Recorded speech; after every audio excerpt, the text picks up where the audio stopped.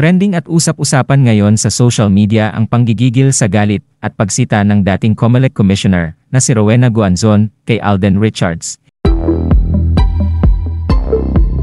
Hindi nagustuhan ni dating COMELEC Commissioner na si Rowena Guanzon ang paraan ng pagho-host ni Alden Richards sa katatapos lang na Miss Universe Philippines 2024. Nakakairita umano ito dahil sa pagsigaw-sigaw na paraan ni Alden ng pagho-host, suhestyon pa nito sa mga producer don't hire him again.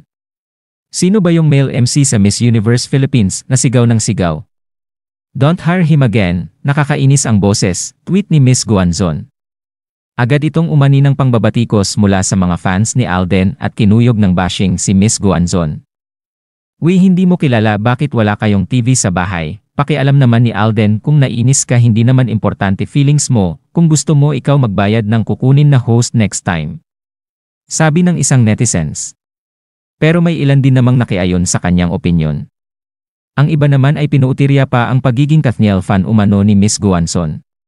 Pero sa huli bumawi rin si Miss Guanzon, anya sa kasunod na tweet, si Alden pala yon, I am a Catherine Bernardo fan and enjoyed Hello Love Goodbye.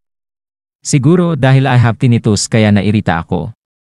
I can't hear with all of them talking at once, I should have tweeted, sino ba yung guwapo na yon? At sa tanong naman ng entertainment site na The Scoop, kung sino nga ba ang tinutukoy niya sa kanyang tweet, ay nagbago na ang kanyang sagot.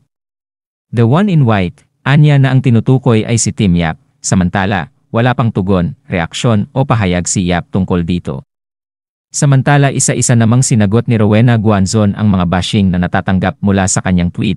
Huwag niyo akong tawaging Thunders, dahil mas makinis ang kutis ko kaysa marami sa inyo, yun lang ang lamang niyo sa akin, mas bata kayo, ano laman ng mga utak niyo? Isa pa ito, ma'am you should stop running to lead, manood ka na lang ng mga telenovela mo. The nerve, you haven't read the books I have read. And if you did, you didn't understand a fourth of it, #Bardagulan.